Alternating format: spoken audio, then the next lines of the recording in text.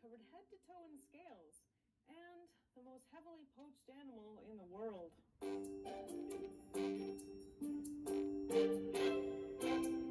Hi, I'm Danielle Dufault, and you're watching Animal Logic.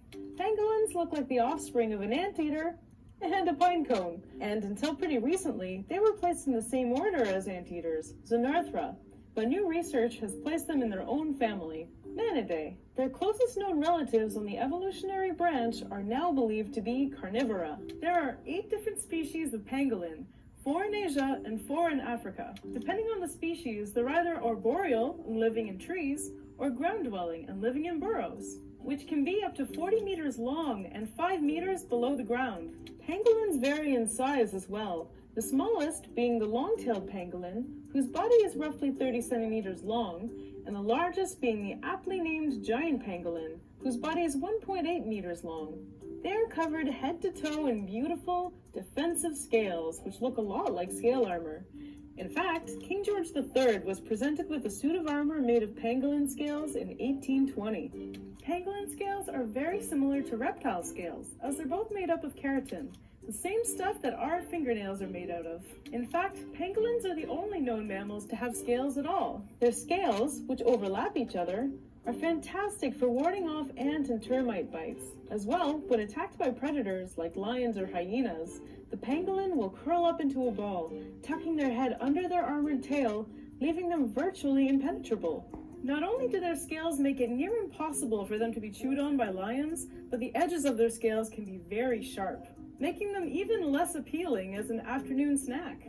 However, if a pangolin is caught before it's had a chance to roll up, it will defend itself by thrashing its long, muscular tail back and forth, cutting its attacker with its sharp scales. The diet of pangolins consists almost exclusively of ants and termites. And like anteaters, they have a very long and sticky tongue which they use to grab and eat their meals. Depending on the species, a pangolin's tongue can be longer than its body, and unlike our tongue, the pangolin's tongue is rooted down close to their abdomen. In order to keep their tongue sticky, they have an overactive salivary gland which is constantly lubricating their tongue. Their scales aren't their only defense from attacking ants. Their eyelids are incredibly thick, and they can constrict their ears and nostrils to prevent ants and termites from entering. Not only that, but pangolins don't have teeth. Instead, they have very muscular stomachs that are lined with keratinous spines, which they use to break down the prey that they eat live. Kind of like the sarlacc pit. They will also swallow small rocks called gastroliths, which, in combination with their unusual stomachs, help mash and grind down the ants and termites that the pangolin swallows. In order to find their meals, which are typically located in the ground, in hills, or in mounds, pangolins have huge claws designed for digging. The claws are curved and are perfect for breaking through termite mounds, digging up ants, prying open rocks, and reportedly even digging through concrete. Also, arboreal pangolins have a prehensile tail, which they use for gripping branches when climbing up and down trees. Other than their scales, probably everyone's favorite thing about the pangolin is the fact that they're bipedal, and thus look hilarious when they walk, kind of like a T-Rex.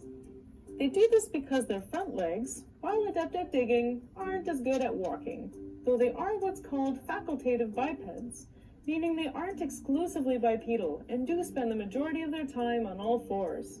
Pangolins are very solitary animals and will only interact when courting and mating. Males, which are 50% heavier than females, won't seek out a female. Instead, they'll mark their territory with urine or feces, and the female will come to them. In competition, males will vie for the female's attention by fighting each other with their massive, sharp tails. The mating period lasts from 3 to 5